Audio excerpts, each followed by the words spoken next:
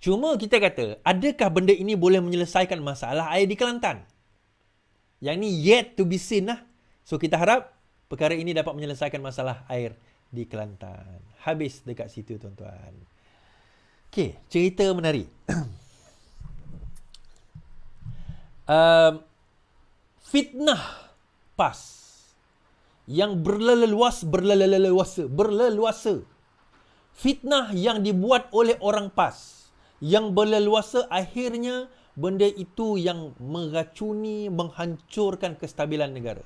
Dan salah satu fitnah terbesar yang berlaku pada tahun 2019 yang dichampionkan oleh orang PAS adalah fitnah tabung haji. Saya percaya ramai juga walaon-walaon yang mendengar live saya. Ada juga di kalangan kita bukan walaon pun dahulu percaya kepada fitnah tabung haji. Dan antara sebab kenapa saya buat live pada waktu itu adalah untuk menangkis fitnah tabung haji. Sebab bagi saya itu adalah fitnah paling besar, dan orang bodoh dan dungu yang percaya kepada fitnah, yang tak minta maaf dengan YB, orang kata mujahid lagi, sekarang ini tuan-tuan menanggung dosa-dosa tersebut. Tak habis lagi tuan-tuan. Bertaubatlah hai mata darah sekalipun, tuan-tuan tak kontak Dr. Mujahid, tak betulkan WhatsApp, Facebook, apa benda yang tuan-tuan pergi sebar, tuan-tuan masih lagi berdosa dengan beliau.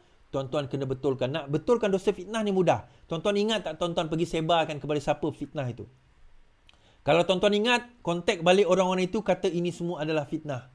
Hantar balik yang dusuki itu kata fitnah. Tuan-tuan ingat ceramah dia itu kan? Minta maaf dengan, okey, itu satu. Bertaubat pada Tuhan, itu satu. Minta maaf dengan Dr. Mujahid, itu satu. Kalau tidak, tuan-tuan kena menanggung dekat padang mahsyar nanti. Mungkin kat dunia ni Dr. Mujahid tak kenal tuan-tuan pun. Tapi kat akhirat nanti tuan-tuan, kat padang mahsyar nanti, takut lambat Dr. Mujahid tu nak pergi, apa orang kata, dapat pertimbangan yang baik, yang amin ya rabbal alamin. Sahabat saya Dr. Mujahid dapat timbang baik ni, berat timbangan baik dia. Tiba-tiba duk surah, Mujahid, aku minta maaf Mujahid, dulu aku sebarkan fitnah kau Mujahid. Siapa pula makcik ni? Mujahid, siapa pula pakcik ni? Seorang duk pegang kaki dia, maafkan aku. Tuan-tuan, saya baca. Ahmad Dusuki gagal rayuan samad fitnah terhadap Mujahid. Yang ini tahun Mei 2023. Bekas ahli jawatankuasa Dewan Ulama PAS, Ahmad Dusuki gagal dalam rayuan Mahkamah Tinggi berhubung keputusan Mahkamah Session yang menolak samad fitnahnya terhadap Menteri Dr. Mujahid Yusof Rawah. So, rentetan daripada kemenangan tersebut, maka Dr. Mujahid telah dianugerahkan satu jumlah berjumlah RM23,000 untuk dibayar oleh Dusuki kepada Dr. Mujahid. Okay? So, mahkamah dah mengatakan bahawa Dusuki perlu membayar Mujahid RM23,000. Sikitnya. Bukan itu saman fitnah ke Is? Sebab yang saman Dusuki, bukan Mujahid. So, Mujahid menang. Mujahid buat satu statement dalam Twitter. Dusuki tak puas hati berkenaan dengan tabung haji ni. Saman Mujahid menang. Bila Mujahid menang, Dusuki kena bayar dia RM23,000. Tapi dah bayar belum tuan-tuan? Kita dengar.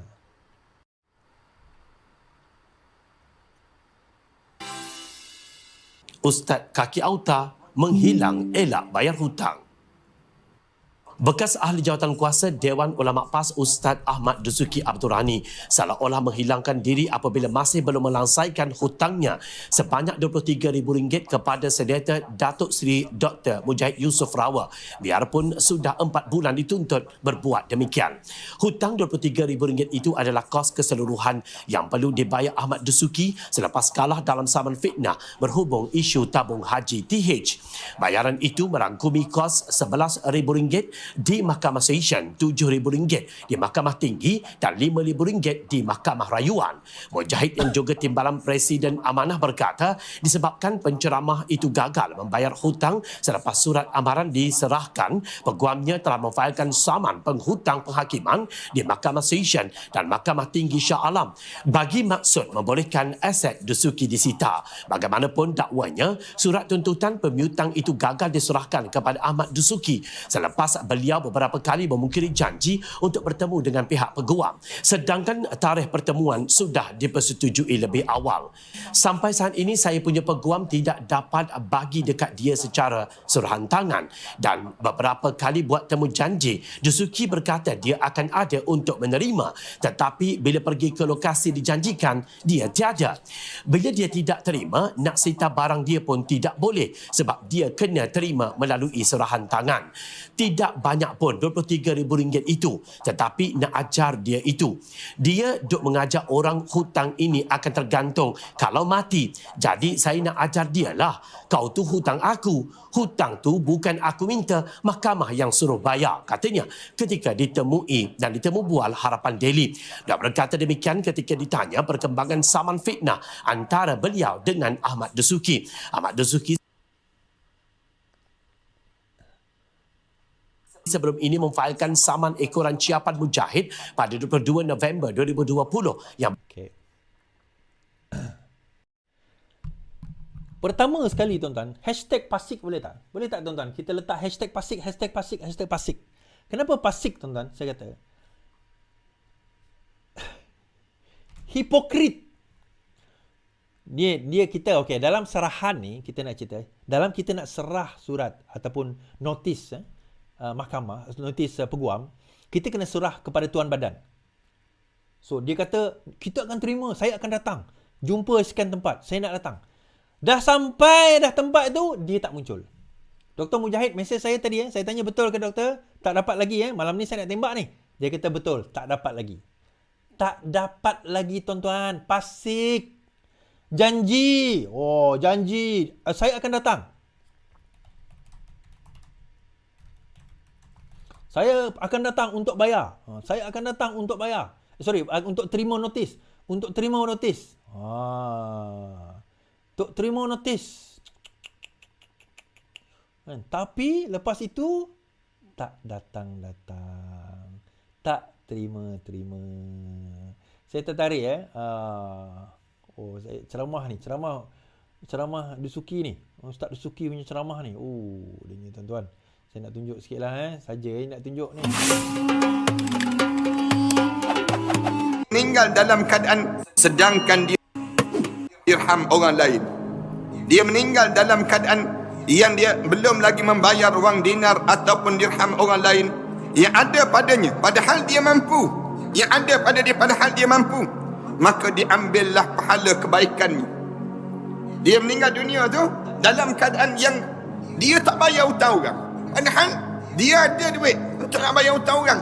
Ada, dia mampu untuk bayar tapi dia tak bayar. Jenis bertanggung. Ni penyakit orang yang berhutang. Misal contoh, orang yang berhutang, dia belum dia dapat duit yang dia hutang, janji-janji manis itu bertebaran di bibir dia. Janji-janji itu penuh di bibir dia tu, dia akan janji. Penuh kan. Janji nak datang, ambil surat, janji penuh. Penuh ni datang ni. Saya akan datang ni, penuh. Lepas itu tak datang. Bukan minta banyak pun. Bukan 230,000. 23,000 je. Pun tak mampu nak datang. Tuan-tuan, orang macam ni ke yang kita nak bagi, yang kita nak jadikan pentadbir dalam negara kita ni? Dahlah fitnah tu satu hal. Dia tak pernah minta maaf tau. Untuk makluman tuan-tuan dan puan-puan, dia tak pernah minta maaf. Di dalam fitnah dia terhadap tabung haji, dia tak pernah minta maaf. Tak tahulah, kalau saya tersilap betulkan saya. On top of that, saya dalam ceramah pun dia kata tak. Dia kata itu semua teknikal, ini semua tak betul dan sebagainya. Dia masih lagi menafikan. On top of that, dahlah dia kalah. Tak nak bayar hutang. Ni ke perangai orang PAS tuan-tuan? Ni ke yang korang belajar dalam PAS ni? Dalam usrah-usrah korang ni?